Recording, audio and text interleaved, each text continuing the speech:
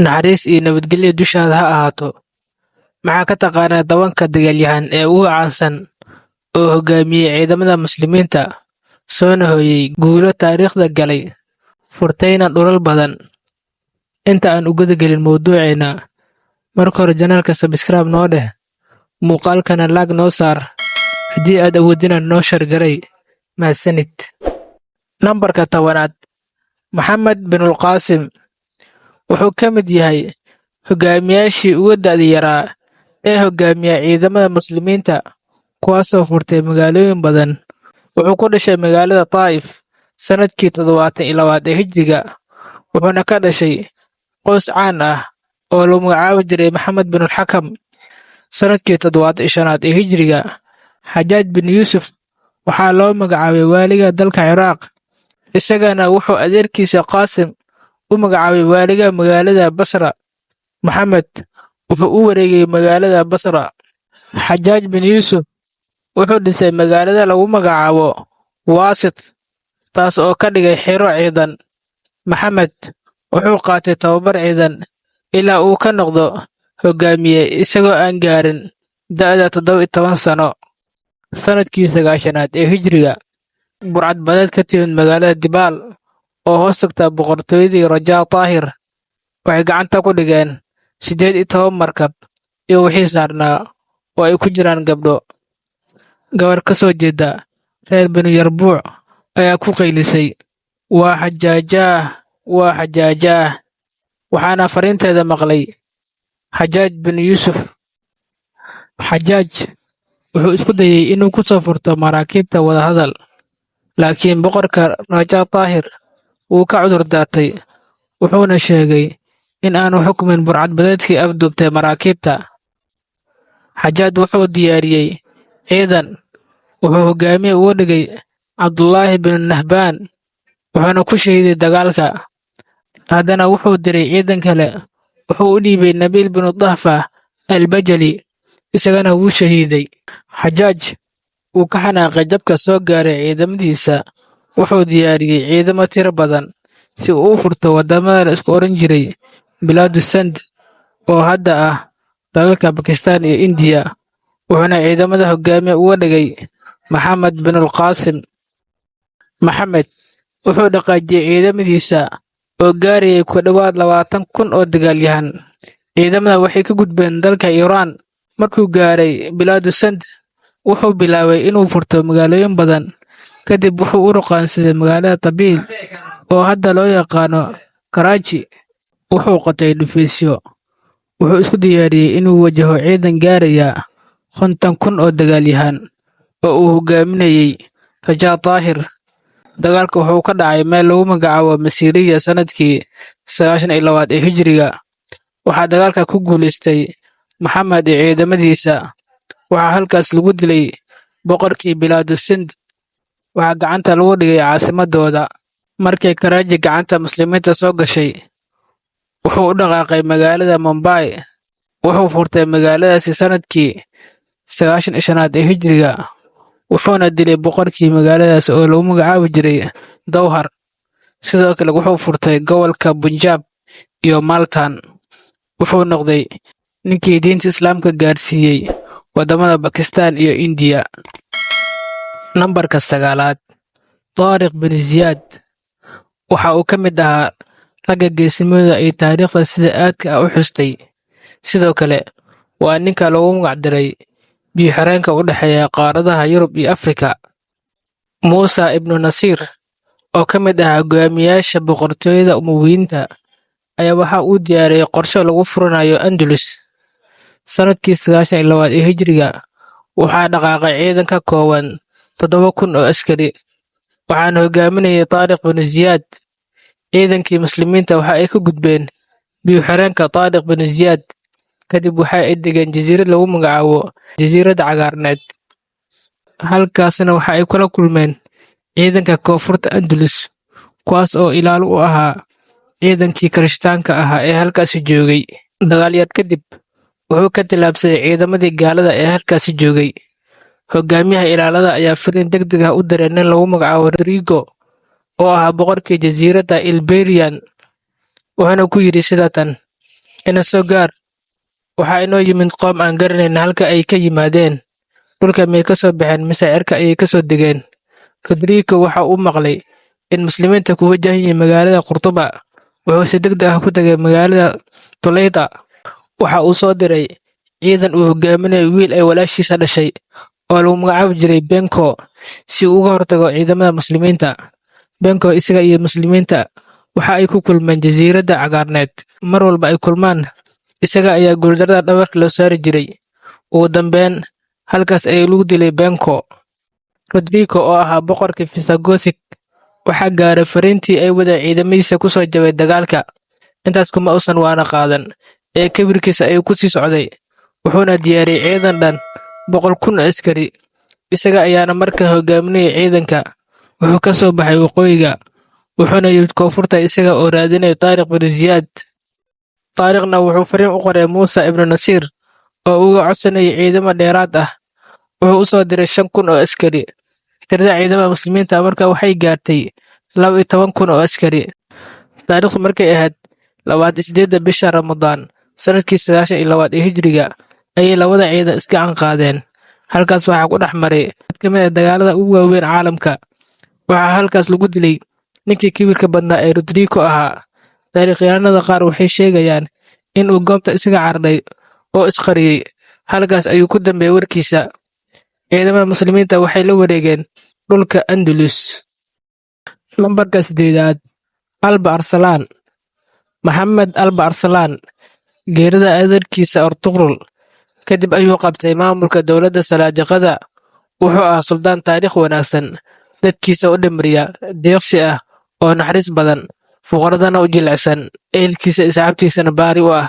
Waa mid ka mid ah hogaamiyaasha islaamka ee waaweyn, taariikhdana bal dahab ah ka galay.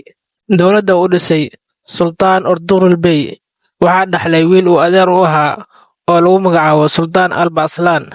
Maadaama suldaanka uusan ka tegin wiil isagoo dhalay oo maamulka ka dhaxla, Suldaan Maxamed Alba Arslan markii uu qabsaday maamulka wuxuu ballaariyay dhulka dowladdiisa.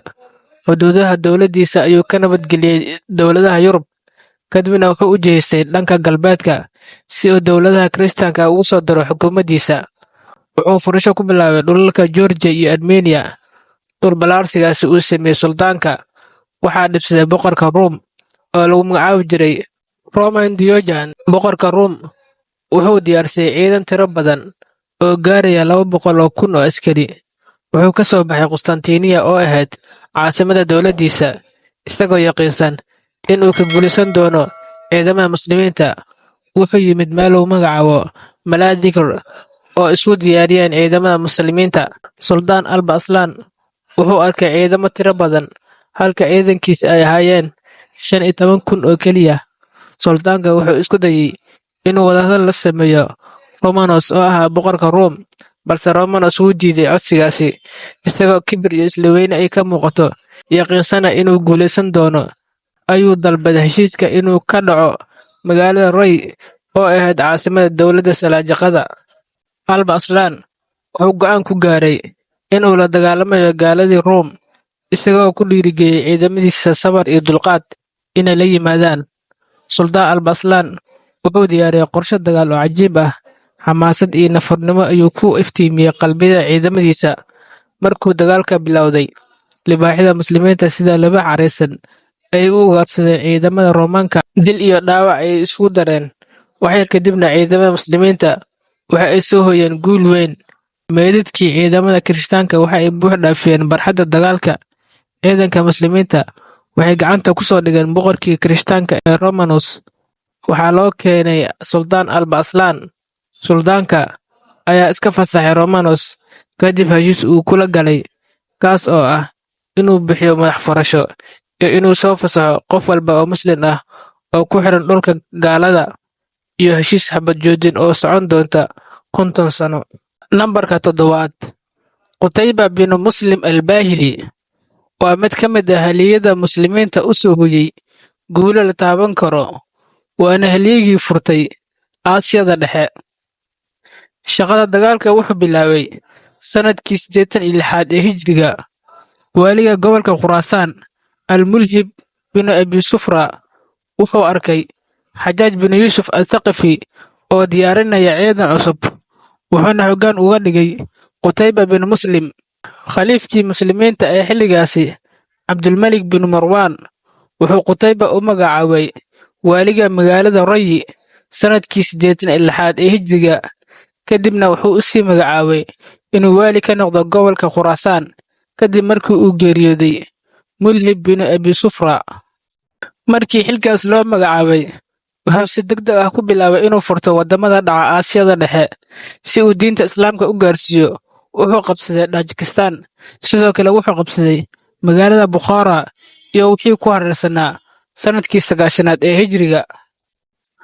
Wuxuu sii watay furashadiisa, wuxuu qabsaday gobolka Sajistan, Georgia, ilaa uu ka gaaro magaalada Samarkanda sanadkii 93 ee Hijriga. Wuxuu ku guuleystay inuu ka gudbo webiga Jeexoon.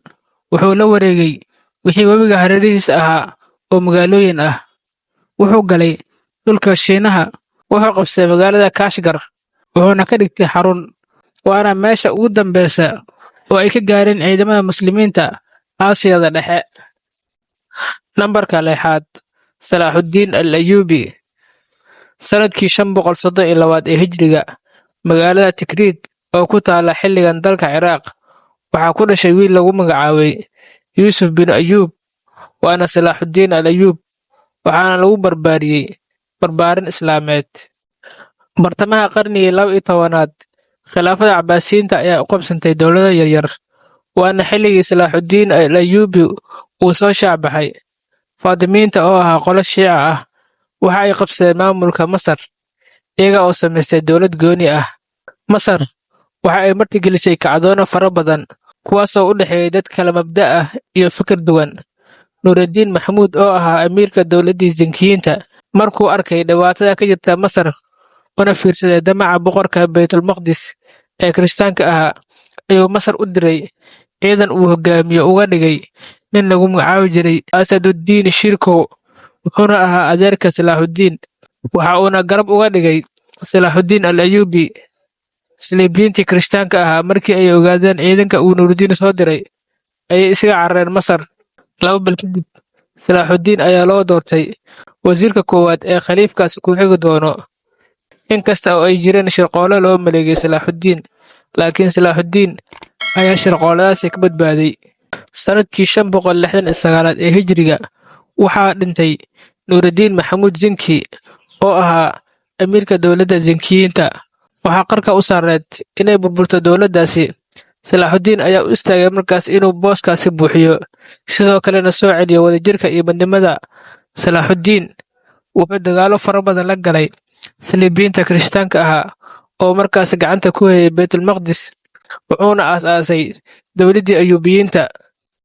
Salaaxuddiin al-Ayyuubi wuxuu diyaariyey ciidan si uu duulaan ugu qaado saliibiyiinta. Wuxuu la galay dagaal lagu magacaabo Xutain oo hordhac u ahayd furashadii Baytulmaqdis. Salaaxuddiin wuxuu dadaal geliyey in uu gaalada ka xigsado dhanka biyaha si ay Kirishtaanka u helin biyo, waxaana lagu jebiyey dagaalkaasi ciidamadii Kirishtaanka. Dagaalkii Xutain gaalada jab oo kaliya uma ahayn ee waxa uu ahaa musiibo ku habsatay iyaga. Waxa ay ku waayeen ciidan fara badan, waxaa laga dilay ehelkooda, sidoo kalena waxaa laga qafaashay dad kaloo fara badan. Salaaxuddiin markii uu saliibiyiinta ku jebiyey dagaalkii Xutain, ma aysan jirin wax ka celinayay furashada Baytulmaqdis. Wuxuu furtay qalcado yaryar oo ka ag dhawaa Baytulmaqdis. Ugu dambeyn, wuxuu furtay magaalada barakeysan ee Qudus. Nambarka 5, Maxamed al-Faatix. Maxamedka labaad, ahna suldaankii 10aad ee Salaatiintii Cusmaaniyiinta, wuxuu maamulka Islaamka hayay wax ku dhow 30 sano oo sharaf iyo cizi ah. Wuxuu maamulka qabsaday isaga oo 22 jir ah. Wuxuu manhaj iyo waddo ka dhigtay jidka aabayaashiisa. Ugu dambeyna, wuxuu awooday in uu xaqiijiyo riyo muslimiinta ay sugayeen 8 qarni. Mujaahidiin badan oo ay saxaabada ku jiraan ay naftooda iyo maalkoodaba u hureen, balse awoodi waayeen xaqiijinteeda. Riyadaasina waa furashada caasimadda ugu weyn ee reer Yurub, Qustantiniya. Muslimiinta waxa ay sugayeen wax ka badan 8 qarni si ay xaqiiqo u noqoto bishaarada uu Suubanaha ku bishaareeyey ee ahaa furashada caasimadda reer Yurub ee Qustantiniya. Waxa ay ahayd yididiilo qaali ah iyo go'aan hoggaami walba oo Muslim ah oo ku taami jiray mar uun inuu xaqiijiyo. Rasuulka sallallahu calayhi wasallam wuxuu dhahay, Qustantiniya waad furan doontaan. Waxaa nimco iyo kheyr oo dhan helay amiirka furta iyo ciidanka uu hoggaaminayo. Sultaan Maxamed wuxuu kulmiyey ciidankii ugu badnaa oo gaaraya 250,000 oo askari, wuxuuna u dhaqaajiyey dhanka magaalada Qustantiniya.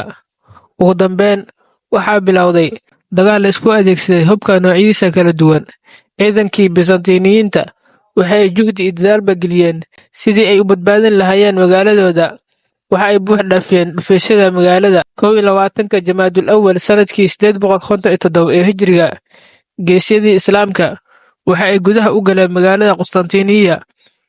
Sultaan Maxamed wuxuu gudaha u galay magaalada, isla markaana wuxuu u sujuuday una mahadceliyey Rabbigii guushaasi qiimaha badan siiyey. Qustantiniya markaas kadib waxay noqotay caasimadda Islaamka, waxaana lagu magacaabay Istanbul oo laga wado magaalada Islaamka. Sultaan Maxamedna markaas kadib waxaa lagu magacaabay Sultaan Maxamed Al-Faatix. Nambarka 4, Sayfuddiin Qudus wuxuu ka soo jeedaa qoyska boqortooyada Khawaarizmiyiinta. Sidoo kale wuxuu hoggaanka u qabtay boqortooyada Mamaaligta. Wuxuu soo maray addoonnimo. Sidoo kale wuxuu hoggaamiyey mid ka mid ah dagaalada ugu waaweyn ee Muslimiinta galeen. Guul lixaad lehna wuxuu u soo hooyey Muslimiinta. Magaciisu waa Maxamuud bin Mamduud bin Khawaarizm Shaah. Sanadkii 657 ee Hijriga waxaa dhacay mid ka mid ah dagaalada ugu waaweyn ee Muslimiinta iyo gaalada dhex maray. Dagaal xaqa iyo baadilka kala saaray. Muslimiintana ay guul lixaad leh ka gaareen. Tataarkana u noqday markii ugu horeysay oo dagaal noocan lagu jibiyo. Waxaa lagu qasbay gebi ahaanba inay isaga baxaan dhulka Shaam. Siblaarintii ay ka wadeen halkaasi ayaa lagu hakiyey. Maalin Isniin ah, 15-ka bisha Shacbaan, sanadkii 658 ee Hijriga, ayuu Qudus soo baxay, isaga iyo hoggaankiisa Baybaris. Qudus ciidankiisa ayuu kala qaybiyey. Baybaris, ciidan uu hoggaaminayey, ayaa duulaan ku qaaday ciidan Mongolis ah oo joogay Gaza. Hoggaamiyaha ciidankaasi waxaa ahaa nin lagu magacaabi jiray Baydar oo Kitbuqa walaalkiisa ah, wuuna ka guulaystay Ilaahay fadligiisa. Kitbuqa markuu maqlay jabka ciidankiisa soo gaaray ayuu isna soo kaxaystay ciidan si ula dagaalo Qudus iyo ciidankiisa. Markaasna waxaa la isu yimid meel lagu magacaabi jiray Caynu Jaaluud. Sayfuddiin Qudus ciidanka ayuu u kala qaybiyey. Qayb wuxuu hoggaamiye uga dhigay Baybaris, intaas soo hartana buuraha ayuu ku qariyey. Qaybta uu hoggaaminayay Baybaris weerar degdeg ayuu ku bilowday, kadibna sida wax jabay ayay iska dhigeen. Hadafkana wuxuu ahaa in ciidanka Mongoliska gudaha la soo geliyo. Arrinkaasna waa lagu guulaystay. Markii ay gudaha soo galeen gaaladii Mongoliska ahaa, Kitbuqa wuxuu arkay iyaga oo dhar kala nooc ah wato. Kitbuqa ayaa isku dayay in ciidankiisii meel ay ka baxaan u furo. Dagaal xooggan ayuu qaaday. Heer dhinaca bidix ee ciidanka Muslimiinta ay daciiftay. Qudus markuu arkay arrintaasi ayuu koofiyadda iska bixiyey, dagaalka soo galay. Isaga oo cod dheer ku qaylinayo ayuu awood u yeeshay inuu jebiyo Mongoliska. Kitbuqa hoggaamiyeyaashiisa qaar ka mid ah ayaa kula taliyey inuu isaga cararo, balse wuu diiday dulinimadaasi. Waxyar kadib, qaar asxaabtiisa ka mid ah ayaa halkaas lagu dilay. Sidoo kalena Kitbuqa laftiisa ayaaba la dilay.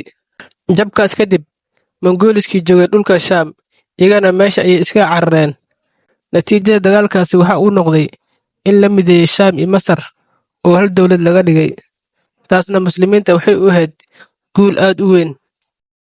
Nambarka 3, Suleymaan Al-Qaanuuni. Suldaan Suleymaan Al-Qaanuuni wuxuu ku dhashay magaalada Trabzon ee dalka Turkiga. Wuxuu maamulka dowladda Cusmaaniyiinta la wareegay kadib geeridii aabihiisa, isagoo 26 jir ah. Go'aamadana si adag ayuu ugu fikiri jiray, mana uusan ka laaban jirin go'aan uu mar qaatay. Arrimaha cajiibka ah ee dhacay xilligii Suleymaan Al-Qaanuuni waxaa ka mid ahaa dagaalkii Muhaakis. Dagaalka Muhaakis wuxuu dhacay sanadkii 932 ee Hijriga, wuxuuna dhex maray ciidanka khilaafada Islaamka oo uu hogaaminayay Suldaan Suleymaan al-Qaanuuni iyo boqortooyada Masiixiga ah ee Meejar. Dagaalkaasna Muslimiinta ayay guusha ku raacday. Sababta dagaalkana wuxuu ahaa boqorkii Meejar oo lagu magacaabi jiray Faylaadkii labaad ayaa go'aansaday inuu buriyo heshiis dhex maray Meejar iyo Cusmaaniyiinta. Intaas kuma ekaan ee wuxuu dilay fariisida uu diray Suleymaan al-Qaanuuni.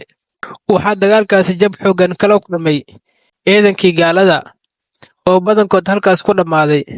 Sidoo kale waxaa laga qafaashay 25,000 oo askari. Ciidanka Cusmaaniyiinta dagaalkaas waxaa kaga shahiiday 150 askari. Suldaan Suleymaan howlaha uu qabtay intaas kuma eka ee waxa uu furtay jasiiradda Rhodos oo xilligan ku taala dalka Giriiga.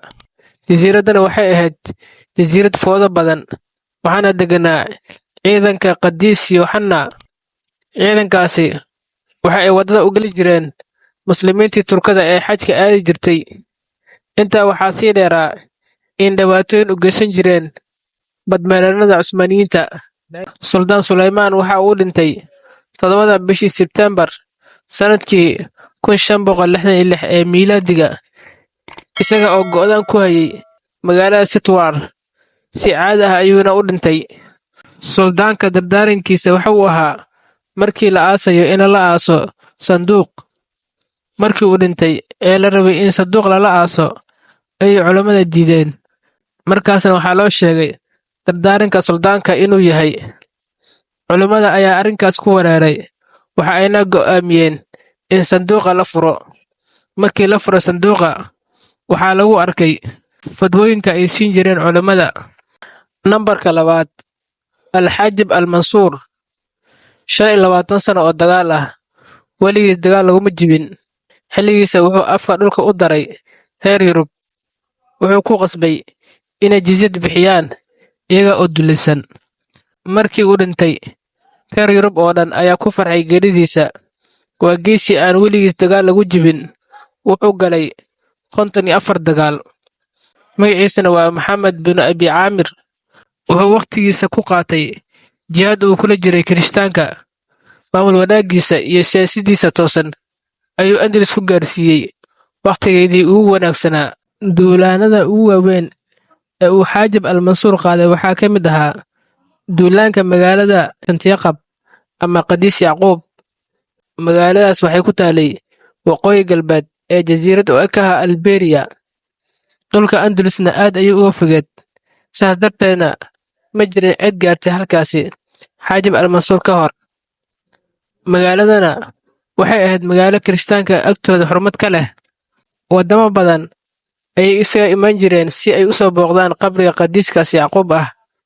Boqorada Kirishtaanka ee waqooyiga, mar walba uu Xaajib al-Mansuur weeraro caasimadooda, waxay u carari jireen halkaasi iyaga oo gabaad ka dhigan jiray. Sababtaas darteed, Al-Xaajib al-Mansuur wuxuu go'aansaday in uu aado magaaladaasi oo uu burburiyo. Si ay u ogaadaan gaaladaasi Xaajib al-Mansuur meel laga galo inaysan jirin.